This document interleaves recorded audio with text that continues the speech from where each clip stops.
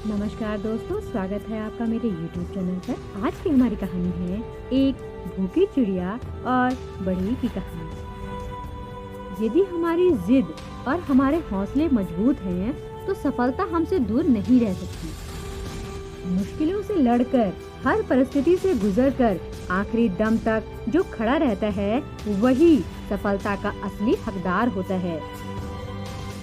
एक बार किसी जंगल में एक पेड़ के ऊपर एक चिड़िया अपने 2 बच्चों के साथ रहा करती थी। बच्चे भूख से तड़प रहे थे। बच्चों को छोड़कर चिड़िया भोजन की तलाश में निकल जाती है और घूमते घूमते वह एक घर की छत पर पहुंच जाती है, जहां पर दाल और चावल व अन्य अनाज रखा हुआ था।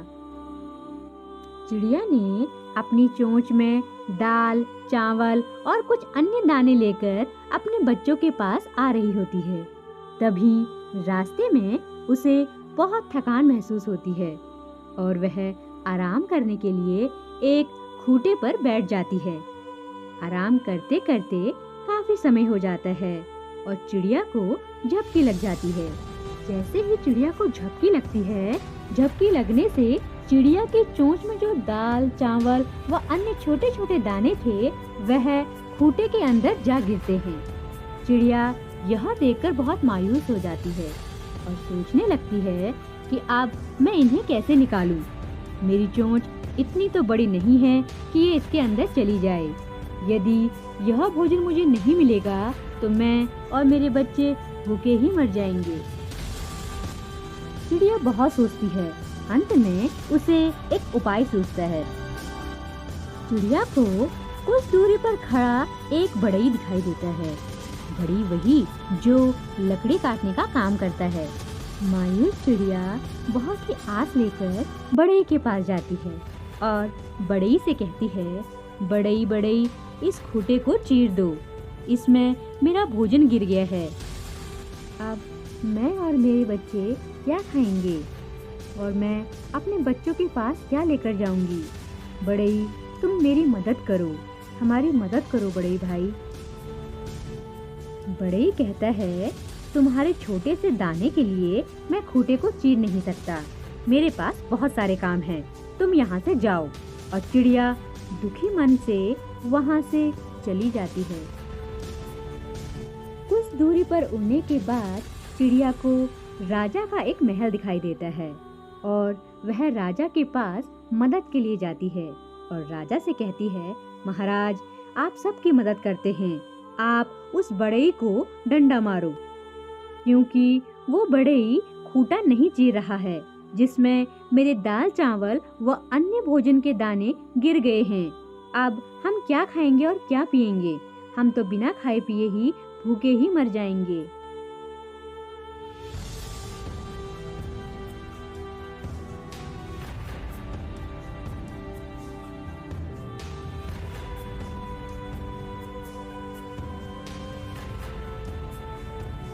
राजा ने उस मायूस सी चिड़िया की बात सुनी और वह जोर जोर से हंसने लगा और चिड़िया से कहने लगा कि तुम्हारे कुछ दानों के लिए मैं बढ़ई को नहीं मार सकता, तुम यहाँ से जाओ, मेरे पास बहुत काम है, तुम यहाँ से जाओ। चिड़िया मायूस होकर राजा के महल से उड़ जाती है। अब चिड़िया राजा की बात सुनकर और ज्यादा दुखी हो जाती है और अपनी हिम्मत हारने लगती है। फिर उसे एक सांप दिखाई देता है और वह सांप के पास जाती है और बोलती है कि सांप भाई, आप राजा को डस लो। राजा ने बढ़ई को डंडा नहीं मारा और बढ़ई ने खूंटे को नहीं चीरा। खूंटे में मेरा भोजन गिर गया है। अब मैं क्या खाऊंगी और मेरे बच्चे क्या खाएंगे? हम तो भूखे ही मर जाएंगे। सांप कहने लगा, मुझे अभी कहीं और दावत खाने जाना है, मुझे परेशान मत करो और तुम यहाँ से जाओ। और चिड़िया वहाँ से भी मायूस होकर उड़ जाती है। चिड़िया को गुस्सा आने लगता है और वह लाठी के पास जाती है। वह लाठी से कहती है, लाठी लाठी, आप इस सांप को मार दीजिए। इस सांप ने राजा को नहीं डसा और राजा ने बढ़ई को डंडा नहीं मारा और बढ़ई ने खूंटे को नहीं चीरा। खूंटे में मेरा भोजन गिर गया है। अब मैं और मेरे बच्चे क्या खाएंगे? हम तो भूखे ही मर जाएंगे।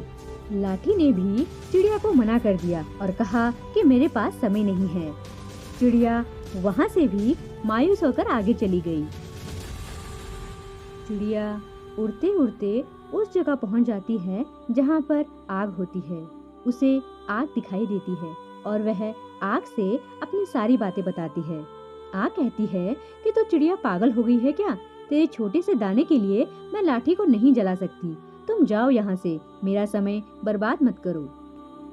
अब चिड़िया बेचारी थकी हारी एक नदी के किनारे चुपचाप बैठ जाती है और सोचने लगती है कि अब बढ़ई कभी भी खूंटे को नहीं चीरेगा और न ही मुझे मेरा भोजन वापस मिल पाएगा। अब मैं और मेरे बच्चे यूं ही भूखे ही मर जाएंगे। यह सब सोचकर और बोलकर वह चिड़िया खूब रोने लगती है। चिड़िया को रोते हुए देख नदी की बहती हुई लहरें चिड़िया के पास आती हैं और चिड़िया से पूछती हैं कि चिड़िया बहन क्या हुआ है, तुम ऐसे क्यों रो रही हो? चिड़िया अपना सारा किस्सा उस नदी को बताती है और नदी को उस चिड़िया पर बहुत दया आ जाती है और नदी कहती है कि मैं तुम्हारी मदद करूंगी। नदी की बात सुनकर चिड़िया बहुत खुश हो जाती है। कोई तुम्हारी मदद करे या ना करे, मैं करूंगी। अब नदी कहती है चलो बहन, शुरुआत कहाँ से करनी है? इस पर चिड़िया कहती है कि नदी बहन, सबसे पहले तुम आग को बुझा दो। इस आग ने डंडे को नहीं जलाया है। इस डंडे ने सांप को नहीं मारा। सांप ने राजा को नहीं काटा और राजा ने बढ़ई को आदेश नहीं दिया और बढ़ई ने खूंटा नहीं चीरा जिसमें मेरा खाना फंसा था, जिसकी वजह से मैं और मेरे बच्चे भूखे हैं। नदी कहती है चलो बहन, जैसा तुम कहती हो मैं वैसा ही करती हूँ। चिड़िया कहती है बहन, किसी को मत छोड़ना। नदी आग की तरफ बढ़ती है। नदी को अपनी तरफ आता देख आग डरने लगती है और कहने लगी कि चिड़िया बहन, इस नदी को दूर करो वरना यह मुझे बुझा देगी। मैं तुम्हारी मदद करने के लिए तैयार हूँ। मैं अभी लाठी को जला देती हूँ।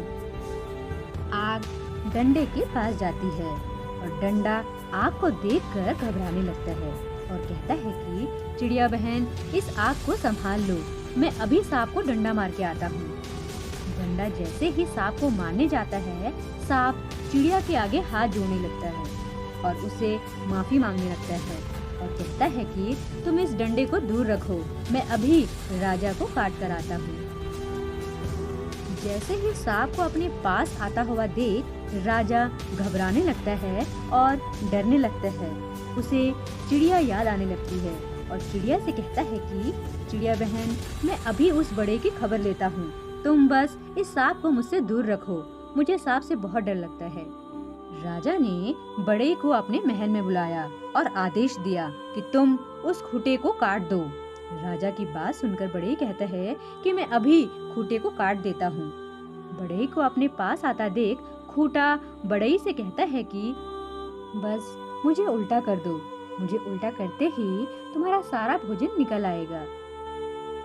जैसे ही बड़ई ने खूंटे को उल्टा किया, चिड़िया के सभी दाने वापस बाहर आ गए। अपने भोजन को देख चिड़िया बहुत खुश हुई। उसने नदी को धन्यवाद किया।